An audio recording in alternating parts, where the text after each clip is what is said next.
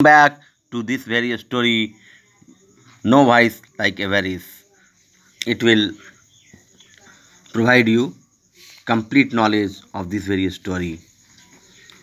When the fisherman returned his home, जब fisherman वापस घर आया, he found a bigger house with lots of money, as the queen fish said. जब fisherman वापस घर आया तो वह देखता है कि जैसा मछली की रानी ने उससे वादा किया था वैसा बड़ा घर और पैसे धन उसे प्राप्त होते हैं. The fisherman and his family became very happy. Fisherman और उसके परिवार यानी मलाह और उसके परिवार काफ़ी खुश हो गए. वे सुखी जीवन जीने लगे. They became rich. वे लोग अमीर हो गए. Some months passed away. कुछ महीने बीत गए. Babulal wife was very giddy. Babulal की पत्नी काफ़ी लोभी थी.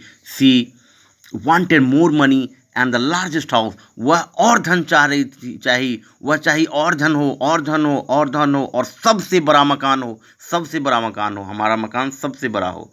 ऐसी इच्छा करने लगी.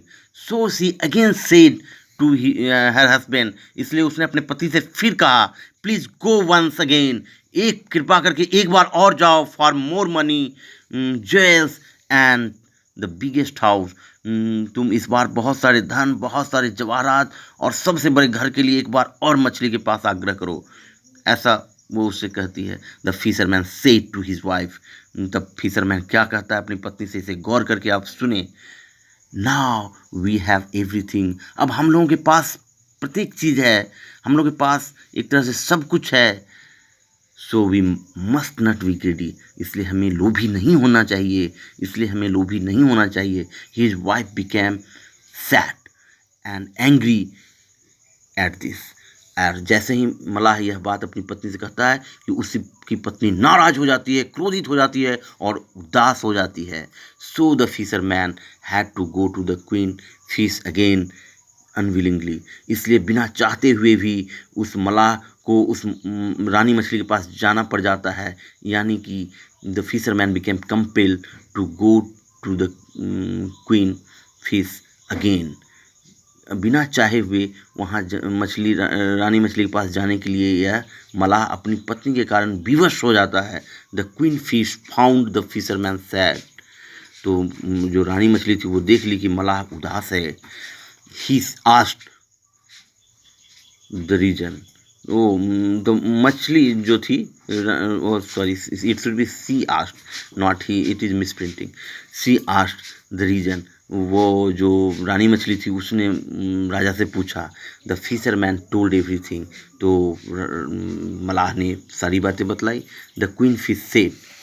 तो रानी मछली कही, your wife is very greedy. तुम्हारी पत्नी काफ़ी लोभी है.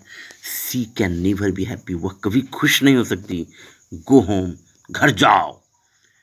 Do hard labour. कठिन परिश्रम करो. And you will be happy. और तुम खुश रहोगे. क्योंकि वो समझ गई थी कि जो इन लोगों का तासीर फिजिकल होता है वो फिजिकल काम करके ही खुश हो सकते हैं. उन्हें मानसिक शांति का आभास, अनुभव तुरंत नहीं होता है. इसलिए उसने उसे कहा कि जाओ कठिन परिश्रम करो और तुम खुश रहोगे. The fisherman came back. मलाह वापस आ गया.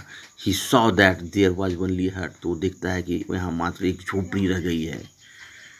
In place of beautiful house. उस सुंदर घर की जगह पे पुनः